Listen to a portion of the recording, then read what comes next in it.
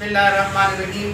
الصلاۃ والسلام علیکہ یا سیدی یا رسول اللہ وعلی آلک و اصحابک یا سیدی یا حبیب اللہ الصلاۃ والسلام علیکہ یا سیدی یا رسول اللہ وعلی آلک و اصحابک یا نور اللہ۔ جی آج جو بتانا ہے، جو مجھ سے سوال کیا گیا کمنٹس میں، اس کا تفصیلی جواب دیں گے، لیکن ابھی صرف خاکہ وہ یہ ہے، وہ یہ کہ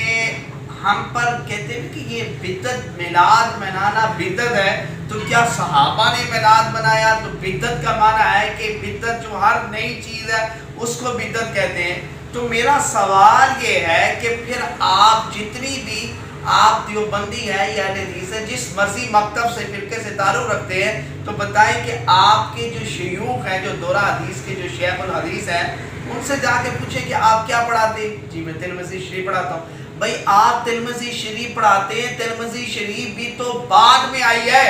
تو پھر ترمذی شریف بھی حضور کے زمانے میں نہیں، بعد میں آئی، بخاری بھی بعد میں آئی، ترمذی شریف، مسلم شریف، سنن داؤد، سنن نسائی، ابن ماجہ، یہ ساری حدیث کی کتب ساری بعد میں آئی ہیں۔ ان سب اگر آپ بدعت کی یہ تعریف کریں کہ یہ نئی چیز ہے، تو پھر تو ساری سیاست معاذ اللہ غلط ہے،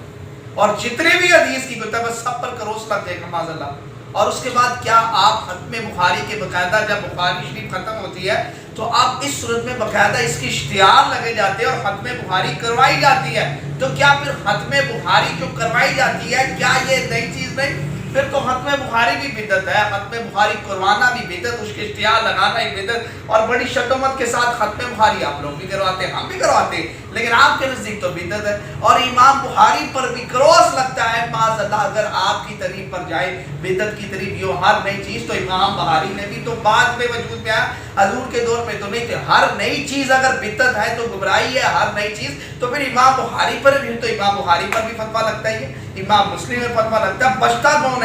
پھر آپ جب امام بخاری پر فتویٰ لگتا ہے اور آپ تو کہتے ہیں پہلے بخاری میں دکھاؤ، بخاری میں دکھاؤ، تو پھر امام بخاری بھی معاذ اللہ تمہارے نزدیک اگر بدعت کی تعریف، یہ صحیح لوگ کرتے ہی نہیں ہیں، اگر بدعت کی صحیح تعریف کرے تو پھر بات سمجھ آئے گی بدعت کی۔ اور یہ مسجد کے ممبر اور محراب بنانا، یہ بھی ساری بدعت ہے، یہ ساؤنڈ سسٹم، یہ بھی بدعت ہے، حضور کے دور میں نہیں تھی، آپ جہاز میں سفر کرتے ہیں، یہ بھی بدعت ہے، اس دور میں جہاز نہیں ہوتے تھے، یہ بھی بدعت ہے، ہر شے جو آپ جس طرح کے کپڑے استعمال کر رہے ہیں یہ بھی بدعت ہے، حضور کے دور میں اس طرح کے کپڑے نہیں تھے، تو پھر یہ بھی بدعت۔ اور آپ بھی حضور کے دور میں نہیں تھے دنیا میں، آپ نئی پیداوار، آپ حضور کے دور میں نہیں ہے، جو کہتا نا بدعتی سے پوچھو کہ آپ اگر بدعت ہر نئی شے کو گمراہ، ہر نئی چیز کو گمراہی کہتے ہیں، تو پھر تم حضور کے دور میں تو تم بھی نہیں تھے، پھر اس کا مطلب ہے ہر بدعت گمراہ، تم سر سے لے کے پاؤں تک بدعت ہو، پھر تمہارا بھی دنیا میں کوئی حق نہیں، تمہیں قبرستان میں جا کے چھوڑ آنا چاہیے کیونکہ تم بدعتی ہو۔ تو بھائی خدا رہا بدعت کی تعریف صحیح کرے، بدعت کی صحیح تعریف کرے، پھر بات سمجھ میں آئے گی۔ یہ حقیقت پرب نہیں ہے، بدعت کی صحیح تعریف نہیں کرتے ہیں، اور پھر ہمیں ہمارے کمنٹس میں اور ہمیں بتاتے ہیں کہ بھئی دیکھیں نا یہ بدعت ہے، یہ بدعت ہے۔ بھئی ہر شے بدعت ہے، سوال یہ ہے ختم بخاری بھی بدعت ہے، بخاری شریف بھی بدعت ہے، اگر تم یہ تعریف کیا کرو ہر نئی شے بدعت ہے، تو امام بخاری بھی نہیں کی ہے، پھر بھی امام بخاری آپ کہتے ہیں بخاری میں دکھاؤ، ختم بخاری بھی بدعت ہے۔ بھئی آپ حقیقت میں قرآن و حدیث کو سمجھیں، اللہ تعالیٰ حضور کے صدقے ہمیں قرآن و حدیث کو سمجھنے کی توفیق عطا فرمائے، فضل فرمائے، کرم فرمائے، چاہے کچھ قائم کریں، بلکہ بٹن دبائیں تاکہ ہر آنے والی ویڈیو آپ تک پہنچے۔ صلی اللہ علیہ وسلم۔